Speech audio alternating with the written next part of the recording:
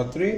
आज हामी पिजाको step wise step चाहिँ डोको रेसिपी दिँदैछौँ। थोरै मात्रामा दुध हाल्ने,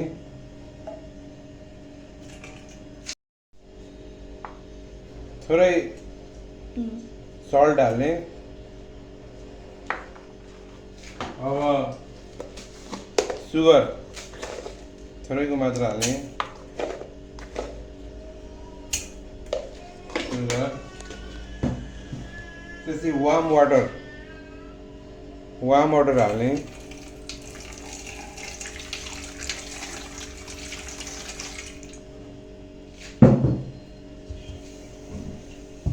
चलाउने।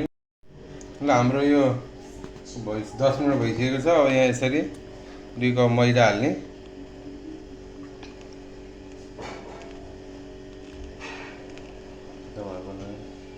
डो यस्तो हुन्छ। यसलाई हल्का तेल लाएर, यतिको गिलो हुनुपर्छ। यसलाई हल्का तेल लाएर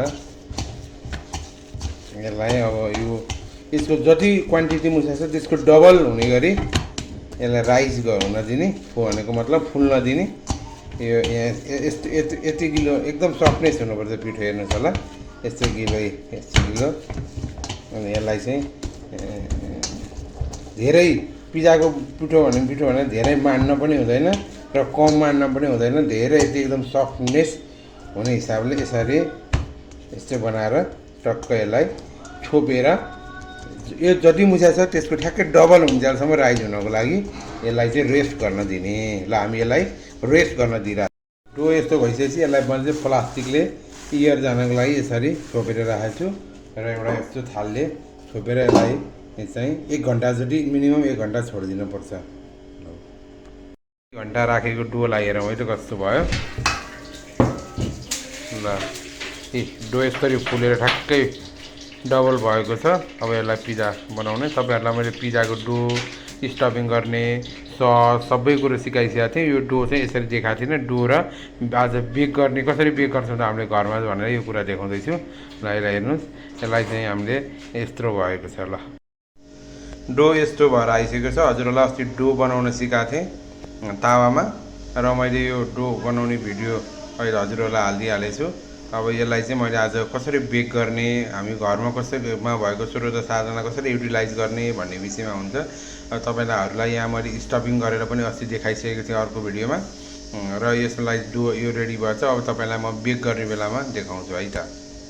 अहिलेको डोमा मैले चाहिँ सस लगाएर सस स्टफिङ गरेर चिज हालेर यस्तो भएको छ। अब यसलाई म बेक गर्ने ठाउँमा लिएर जान्छु है त।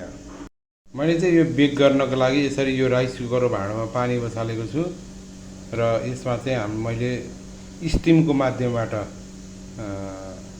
बेक गर्न गएको छु। स्टिमबाट चाहिँ यसलाई चिजलाई चाहिँ मेल्ट गर्न गइरहेको छु। चिज चाहिँ तपाईँको मैले मजला मात्रै युज गरेको छु। हजुरहरूले चाहिँ यसलाई कञ्चन र मोजरेला आदि गरेर हाल्दा पनि राम्रो हुन्छ र स्टिकी पनि आउँछ र मैले चाहिँ कञ्चन चिज मात्रै युज गरेको छु। यसरी यसलाई चाहिँ यसरी मैले यो माध्यमबाट चाहिँ चिजलाई बेक गर्न गइरहेको छु है त। हेर्नुहोस् मेरो स्टिमर यस्तो छ। स्टिमरमा राख्ने, त्यसपछि एउटा डोलाई चाहिँ यसलाई थालमा यसरी राख्ने। यो थालमा राखेपछि तलको त्यो भाइब्रेसन भएर पानीले डोलाई चाहिँ गिलित्त बनाउँछ। त्यही भएको कारणले गर्दाखेरि यसरी यसलाई यहाँ यसरी राखिदिने। यसरी राखिसकेपछि चाहिँ हजुरको यो 3 देखि 4 मिनटसम्म तपाईँले कुनै पनि एउटा भाँडाले छोपिदिनुहोस्। यसको राइस कुकरकै बिर्को हुन्छ र यस्तो भएर यसलाई 2 देखि 3 मिनटसम्म छोडिदिउँ र यसलाई 3 मिनटमा के हुँदो रहेछ फेरि देखाउँछु। ल 2 मिनट भयो, 3 मिनट भयो, 2 देखि 3 मिनट। ल हेरौँ है त कस्तो भयो।